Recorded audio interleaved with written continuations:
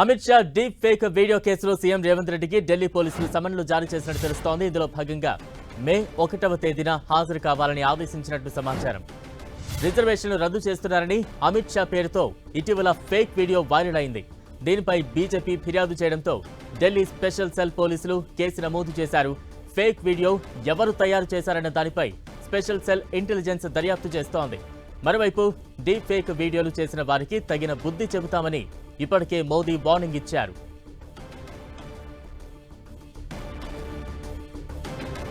CM Revanth రెడ్డికి ఢిల్లీ పోలీసులు సమన్లు జారీ చేసినట్టు తెలుస్తోంది. తాజా అప్డేట్స్ అందించేందుకు మా ప్రతినిధి గోపి సిద్ధంగా ఉన్నారు. గోపి,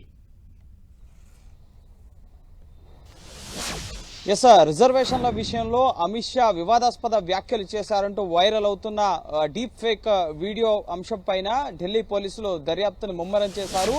ఈ డీప్ ఫేక్ వీడియో అంశానికి సంబంధించి తెలంగాణ ముఖ్యమంత్రి అనుముల రేవంత్ రెడ్డి తెలంగాణ సీఎంకి ఢిల్లీ స్పెషల్ సెల్ పోలీసులు నోటీసులు జారీ చేశారు. మే 1లోగా దీనిపై వివరణ ఇవ్వాలని చెప్పి కూడా ఆదేశించినట్లుగా తెలుస్తోంది. ఈ సమన్లలో అయితే అది నేరుగానా లేక లిఖితపూర్వకంగా వివరణ ఇవ్వాలా అన్న అంశానికి సంబంధించి స్పష్టత రావాల్సి ఉంది. అనేక ఫిర్యాదులు ఇప్పటికే వివిధ రాష్ట్రాల్లో ఈ ముఖ్యంగా Amit Shah deep fake video అంశం పైన బీజేపీ కంప్లైంట్స్ నమోదు చేస్తున్న పరిస్థితి ఉంది పోలీస్ స్టేషన్స్ లో. సో ఢిల్లీ స్పెషల్ సెల్ కి కేంద్ర హోంశాఖ ఫిర్యాదు చేయడం జరిగింది. ముఖ్యంగా సమాజంలో అశాంతియుత వాతావరణం నెలకొల్పేందుకు అలాగే కులాల మధ్య విభేదాలు వైషమ్యాలు రెచ్చగొట్టేందుకు అమిత్ షా వీడియోని వైరల్ చేస్తున్నారు. అటువంటి వారిపైన చర్యలు తీసుకోవాలని చెప్పి కేంద్ర హోంశాఖే స్పెషల్ సెల్ కి నేరుగా ఫిర్యాదు చేయడం జరిగింది. దీనిపైన సైబర్ క్రైమ్ డిపార్ట్మెంట్ తో పాటుగా ఢిల్లీ స్పెషల్ సెల్ పోలీసులు ఇన్వెస్టిగేషన్ ని ప్రారంభించారు. ఇప్పటికే ఎఫ్ఐఆర్ నమోదు చేయడం జరిగింది. ఐపీసీ అలాగే ఐటీ యాక్ట్స్ కింద వివిధ సెక్షన్ల కింద కేసును నమోదు చేయడం జరిగింది. Congress party Twitter handles X handles నుంచి ఈ వీడియో వైరల్ అవుతోంది. ఎవరెవరైతే ఈ వీడియోని వైరల్ చేశారో ఎవరెవరైతే రీపోస్ట్ చేశారో వారందరి నుంచి వివరణ ముఖ్యంగా కాంగ్రెస్ పార్టీయే ఇదంతా చేపిస్తుందని చెప్పి బీజేపీ ప్రాథమికంగా ఆరోపిస్తోంది. ఈ ఆరోపణలకు అనుగుణంగా ఎవరెవరు ఈ వీడియోని పోస్ట్ చేశారో ముఖ్యంగా Telangana Congress Twitter handle X handle నుంచి ఈ వీడియో పోస్ట్ అవడం జరిగింది. ఎస్సీ ఎస్టీ ఓబీసీ రిజర్వేషన్లకు బీజేపీ వ్యతిరేకం ముఖ్యంగా ఆ విషయాలు అమిత్ షా మాట్లాడకపోయినప్పటికీ కూడా ఆ అంశాలతో మార్పు చేసిన డీప్ ఫేక్ వీడియోని అది డీప్ ఫేక్ వీడియో అని చెప్పి బీజేపీ ఆరోపిస్తోంది. ప్రధాని మోడీ కూడా ఇటువంటి వీడియోలు గతంలో సినీ సెలబ్రిటీస్ పైన తనపైన కూడా చేశారు. అటువంటి వారికి తగిన బుద్ధి చెప్తాం, గట్టిగా శిక్షిస్తామని చెప్పి కూడా ఆయన ఈరోజు కర్ణాటక బహిరంగ సభలో మాట్లాడడం జరిగింది.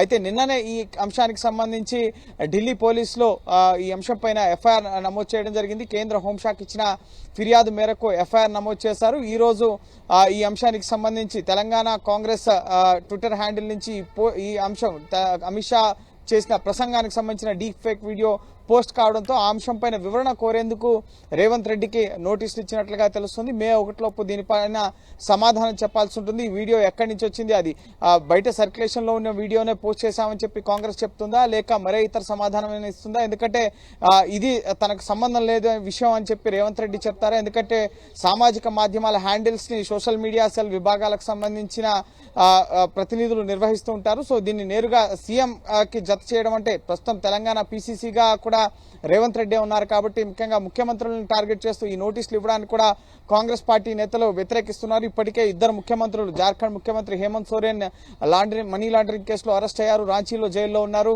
Delhi liquor policy money laundering కేసులో మరొక సీఎం కేజ్రీవాల్ ని అరెస్ట్ చేసి జైల్లో పెట్టారు. ఇప్పుడు తెలంగాణ సీఎం ని టార్గెట్ చేశారంటూ కూడా కాంగ్రెస్ శ్రేణులు తెలంగాణ సీఎం కి ఢిల్లీ స్పెషల్ సెల్ పోలీసులు నోటీసులు ఇవ్వడాన్ని వ్యతిరేకిస్తున్న పరిస్థితి. అయితే దీనిపైన ఎటువంటి వివరణ ఇస్తారు అనేది మనం వేచి చూడాల్సి ఉంటుంది. ఎందుకంటే ముఖ్యమంత్రిగా ఆయన నేరుగా ఎటువంటి సామాజిక మాధ్యమాల్లో పోస్టులు అనేవి చేయరు. కానీ ఆయా పార్టీకి సంబంధించిన ట్విట్టర్ హ్యాండిల్స్ ఇన్ఛార్జెస్ ఎవరైతే ఉన్నారో వాళ్ళు ఈ పోస్టులను చేస్తుంటారు కాబట్టి సో తెలంగాణ కాంగ్రెస్ దీనికి సంబంధించి ఎటువంటి వివరణ ఇవ్వబోతుంది అనేది మనం వేచి చూడాలి. బలరాం, గోపి, అంటే సీఎం రేవంత్ కు నోటీసులు జారీ చేశారు. నెక్స్ట్ ఎటువంటి విచారణ సాగనుంది?